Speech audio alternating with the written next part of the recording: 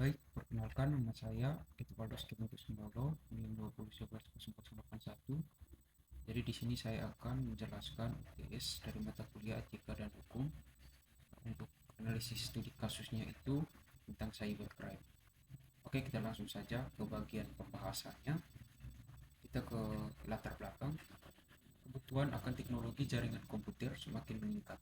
Selain sebagai media penyedia informasi, melalui internet pula kegiatan komunikasi komersial menjadi bagian terbesar dan terpusat pertumbuhannya serta menembus berbagai batas negara. Melalui dunia internet atau disebut dengan cyberspace, ada pun juga yang dapat dilakukan. Segi positif dari dunia maya ini juga tentu menambah tren perkembangan teknologi dengan segala bentuk kreativitas manusia.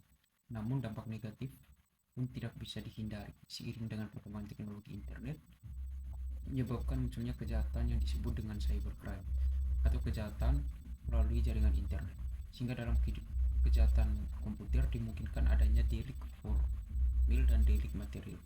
Delik formil adalah perbuatan seorang yang memasuki komputer orang lain tanpa izin, sedangkan delik material adalah perbuatan yang menimbulkan akibat kerugian bagi orang lain. Selanjutnya adanya cybercrime telah menjadi ancaman stabilitas sehingga pemerintah sulit mengimbangi teknik kejahatan yang dilakukan dengan teknologi komputer, khususnya jaringan internet. Kejahatan cybercrime dibagi menjadi dua kategori, yaitu cybercrime dalam pengertian sempit dan pengertian luas. Cybercrime dalam pengertian sempit adalah kejahatan terhadap sistem komputer, sedangkan cybercrime dalam arti luas mencakup kejahatan terhadap sistem atau jaringan komputer dan kejahatan menggunakan sarana komputer. Pencegahan dan penanggulangan cybercrime membutuhkan pendekatan penal yang integral dan membutuhkan keterpaduan. Membicarakan masyarakat adalah suatu keharusan atau kewajiban melekat perbincangan mengenai hukum. Hukum dan masyarakat merupakan dua sisi dari satu mata uang. Tanpa perbincangan mengenai masyarakat terlebih dahulu, sesungguhnya pembicaraan tentang hukum yang kosong. Melihat fakta hukum sebagaimana yang ada di saat ini, dampak perkembangan ilmu pengetahuan dan teknologi yang telah disalahgunakan sebagai sarana kejahatan, ini menjadi sangat teramat penting untuk mengantisipasi bagaimana kebijakan hukumnya, sehingga cybercrime yang terjadi dapat dilakukan upaya penanggulangan dengan hukum pidana, termasuk dalam hal ini adalah mengenai sistem pembuktiannya. Oke, selanjutnya kita bagian ke pembahasan, yaitu modus kejahatan. Cybercrime adalah tindakan pidana kriminal yang dilakukan oleh teknologi internet atau cyberspace, baik yang menyerang fasilitas umum di dalam cyberspace ataupun kepemilikan pribadi. Ada beberapa modus kejahatan yang terjadi di internet di dunia maya. Yang pertama ada illegal access atau unauthorized access to computer. Sistem and service atau akses tidak sah ke sistem komputer dan jasa adalah suatu bentuk kejahatan yang dilakukan dengan meretas dan menyusup dalam suatu sistem jaringan secara tidak sah atau tanpa izin, tanpa sepengetahuan dari si pemilik sistem jaringan komputer yang dimasukinya. Kemudian kedua ada illegal content, merupakan suatu modus kejahatan cybercrime dengan cara memasukkan data atau informasi ke internet tentang sesuatu hal yang tidak benar, tidak etis, dan dianggap melanggar hukum atau mengganggu ketertiban umum.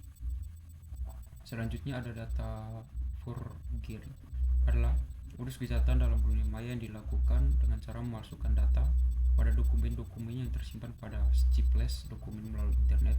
Kejahatan ini biasanya ditujukan pada dokumen-dokumen e-commerce dengan membuat seolah-olah menjadi salah pengetikan dan pada akhirnya akan menguntungkan pelaku karena korban akan memasukkan data pribadi, nomor kartu kredit yang patut diduga akan disalahgunakan oleh pelaku.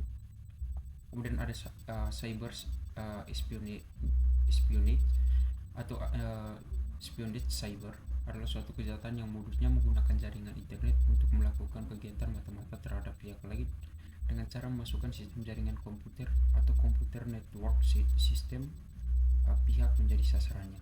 Selanjutnya ada cyber sabotage dan exploitation atau sabotase dan pemerasan dunia maya. Dalam kejahatan ini modus yang dilakukan biasanya dengan membuat gangguan, perusakan atau penghancuran terhadap suatu data, program komputer atau sistem jaringan komputer yang terhubung dengan internet, di mana biasanya kejahatan ini dilakukan dengan cara menyusup suatu login atau virus komputer ataupun suatu program tertentu sehingga data program komputer atau sistem jaringan komputer tidak dapat digunakan. Selanjutnya ada offense against intellectual property atau pelanggaran terhadap hak atas kekayaan intelektual, merupakan kejahatan dengan modus operandinya ditujukan terhadap hak atas kekayaan intelektual yang dimiliki pihak lain di internet. Sebagai contoh, peniruan tampilan pada suatu web page pada situs orang lain secara ilegal. Selanjutnya ada infringement of privacy.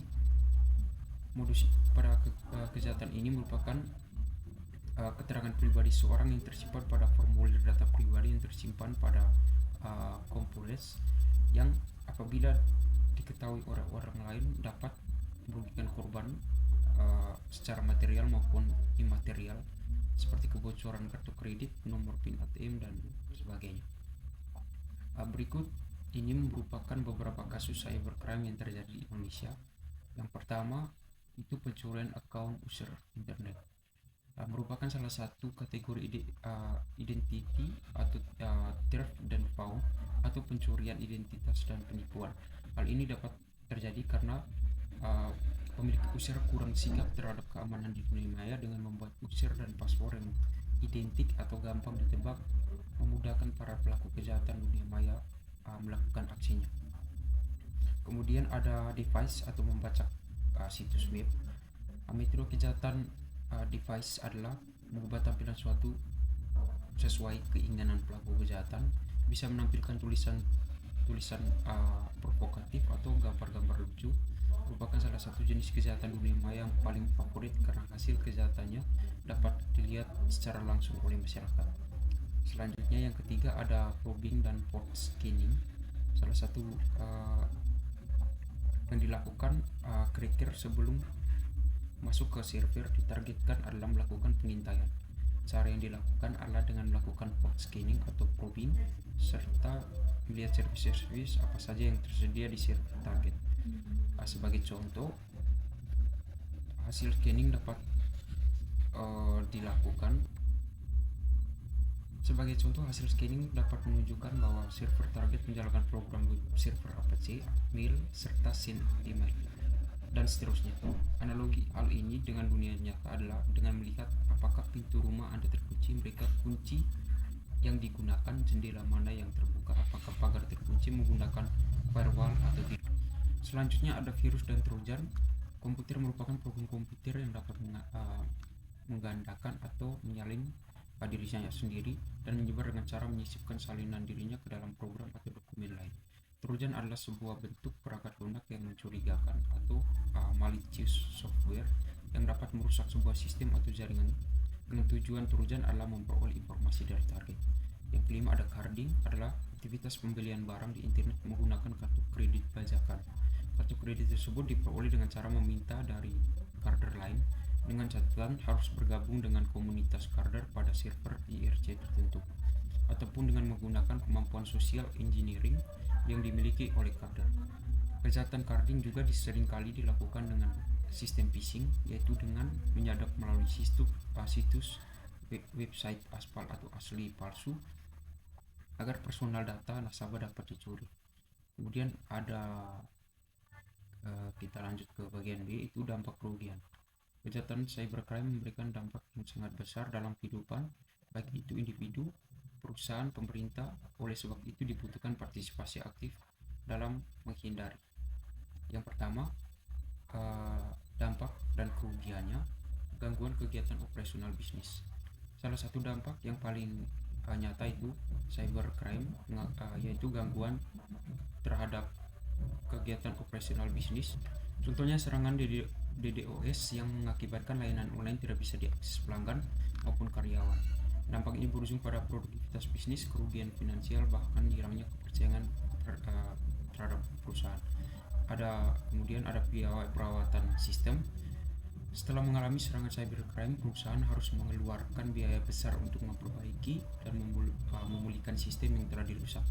Biaya ini meliputi perbaikan infrastruktur teknologi dan informasi atau TI, pemulihan data atau data recovery dan yang hilang, serta pengadaan solusi keamanan tambahan.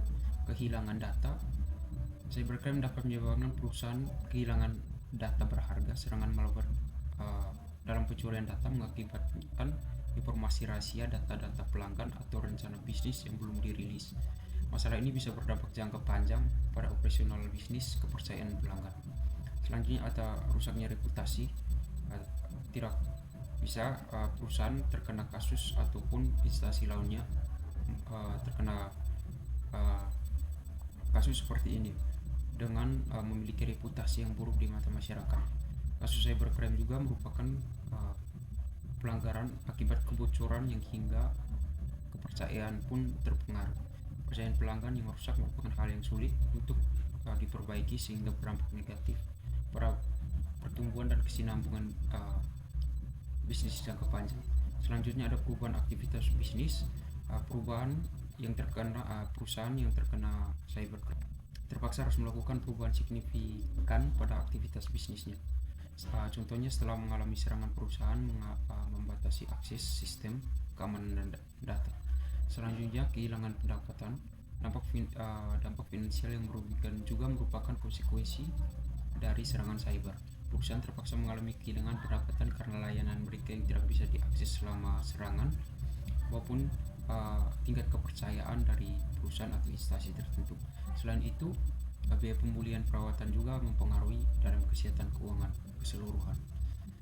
Yang ketujuh, ada pintu masuk bagi kejahatan lain. Serangan cyber juga berpotensi sebagai pintu masuk bagi kejahatan lainnya. Setelah berhasil merusak sistem keamanan, penyerang juga bisa menggunakan akses tersebut untuk melakukan kejahatan yang lebih serius, seperti pencurian identitas, finansial, bahkan spionase industri.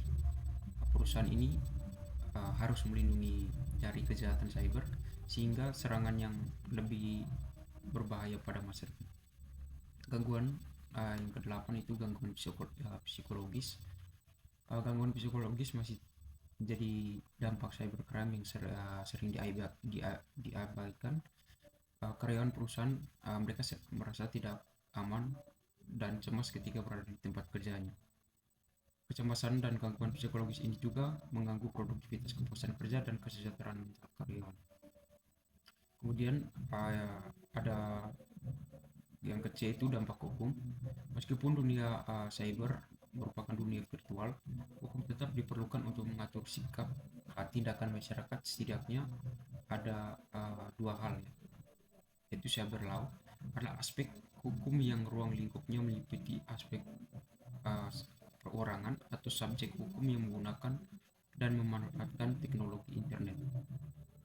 Dampak hukum yang pertama itu penangkapan dan penuntutan. Jika pelaku cyber teridentifikasi dan ditangkap, mereka dapat dihadapkan pada proses hukum yang melibatkan penyelidikan, penuntutan, dan pengadilan. Yang kedua adalah hukuman. Jika dinyatakan bersalah, pelaku kejahatan cyber dapat dijatuhi hukuman oleh pengadilan. Hukuman ini bisa berupa denda, hukuman penjara, ataupun hukuman lainnya dengan hukum yang berlaku di negara atau yurisdiksi tertentu. Yang ketiga ada rekam jejak hukum. Rekam jejak hukum pelaku kejahatan cyber dapat menghambat peluang masa depan mereka. Catatan kejahatan cyber dapat mempengaruhi kemampuan mereka untuk mendapatkan pekerjaan, izin, atau usaha bisnis. Yang keempat ada ganti rugi kepada korban. Para pelaku kejahatan cyber dinyatakan bersalah dapat diwajibkan untuk membayar ganti rugi kepada korban. Ganti rugi ini dapat mencakup kerugian finansial yang diderita oleh korban akibat dari kejahatan cyber, seperti kerusakan perangkat atau pencurian perangkat. Yang kelima ada pemberhentian dan pemblokiran akses internet. Selanjutnya di beberapa negara yurisdiksi mengadopsi sanksi yang melibatkan pemberhentian atau pemblokiran akses internet bagi pelaku kejahatan cyber seringkali melanggar hukum. Kemudian ada dampak sosial dari kejahatan cyber memberikan dampak bagi masyarakat. Berikut merupakan dampak dari studi kasus cybercrime. Yang pertama, ada kehilangan kepercayaan. Kejahatan cyber dapat merusak kepercayaan individu terhadap dunia digital. Ketika konsumen merasa tidak aman atau secara online, berbagi informasi pribadi atau partisipasi dalam layanan digital. Yang kedua, ada kerugian keuangan. Individu dan perusahaan dapat mengalami kerugian keuangan yang signifikan akibat pencurian uang, penipuan, kerusakan dan disebabkan oleh kejahatan cyber yang dikarenakan data, informasi individu, perusahaan maupun pemerintah. Yang ketiga, ketidaknyamanan. Korban merasa mengalami ketidaknyamanan emosional akibat pelanggaran privasi, pencurian identitas, atau serangan cyber. Keempat, gangguan layanan publik. Serangan cyber terhadap infrastruktur atau layanan perusahaan maupun pemerintah seperti listrik atau transportasi dapat mengganggu kehidupan sehari-hari masyarakat. Ini dapat menyebabkan gangguan dan ketidaknyamanan. Kelima, kehilangan privasi. Kejahatan cyber dapat mengakibatkan kehilangan privasi individu dan eksposur informasi pribadi mereka kepada yang tidak berwenang. Ini dapat berdampak pada citra diri dan kehidupan pribadi. Keenam, ada ketidakpercayaan terhadap sumber informasi. Kejahatan cyber dapat mengganggu kepercayaan masyarakat terhadap sumber-sumber informasi dan berita online karena munculnya situs web palsu, email phishing, dan manipulasi data. Yang ketujuh, munculnya reputasi negatif dari masyarakat. Serangan cyber menargetkan entitas pemerintah dan perusahaan nasional, dapat merusak reputasi negara atau perusahaan tersebut di tingkat nasional. Selanjutnya kita masuk ke bagian E, usulan penyelesaian. Penyelesaian pada studi kasus kejahatan komputer atau cybercrime merupakan tindakan untuk menangani dan mengantisipasi terhadap tindakan dari kejahatan cyber. Oleh sebab itu dibutuhkan peran pemerintah dan masyarakat. Yang pertama, melakukan pembaruan hukum pidana nasional dan hukum acara sesuai dengan ketepatan internasional yang terkait dengan kejahatan tersebut. Yang kedua, meningkatkan sistem keamanan jaringan komputer nasional sesuai dengan standar internasional. Yang ketiga, meningkatkan pengetahuan dan keahlian aparat penegak hukum dalam upaya pencegahan, investigasi, dan penuntutan kasus-kasus yang berkaitan dengan cybercrime. Yang keempat, meningkatkan kesadaran warga negara tentang masalah cybercrime dan pentingnya mencegah kejahatan yang terjadi. Kelima, meningkatkan kerjasama dari berbagai negara, baik kerja secara bilateral, regional maupun multilateral dalam upaya mengatasi cybercrime, termasuk melalui perjanjian ekstradisi atau perjanjian bantuan timbal balik. Selanjutnya kita ke bagian penutup. Jadi kesimpulannya, pesatnya perkembangan teknologi informasi dan komunikasi juga diiringi dengan meluasnya penyalahgunaan teknologi informasi komunikasi sehingga menjadi masalah yang sangat meresahkan, yaitu terjadinya kejahatan yang dilakukan di dunia maya atau yang biasa dikenal dengan istilah cybercrime. Penanggulangan pencegahan cybercrime diimbangi dengan pembenahan serta pengembangan seluruh sistem hukum pidana yang meliputi pembangunan struktur, budaya, serta substansi hukum pidana. Dalam kondisi demikian, kebijakan hukum pidana menempati posisi yang strategis dalam kemajuan hukum pidana modern, serta penegakan hukum hendaknya lebih memperhatikan kepada sistem keadilan, merupakan solusi yang adil untuk mengaitkan pelaku, korban, keluarga, serta pihak yang terlibat dalam tindak pidana. Yang terakhir, ada saran, diharapkan agar masyarakat dapat menyadari seberapa besar pengaruh dari kejahatan cyber. Adapun sikap yang harus dilakukan oleh masyarakat dalam menghindari kejahatan cyber, serta peran pemerintah dalam mengedukasi terhadap masyarakat dan tindakan terhadap pemerintah dalam mencegah serta memberikan hukuman pidana terhadap pelaku kejahatan cyber. Oke, itu saja penjelasan saya mengenai UTS mata kuliah Etika dan Hukum. Mohon maaf bila penjelasan saya kurang jelas. Sekian dan terima kasih.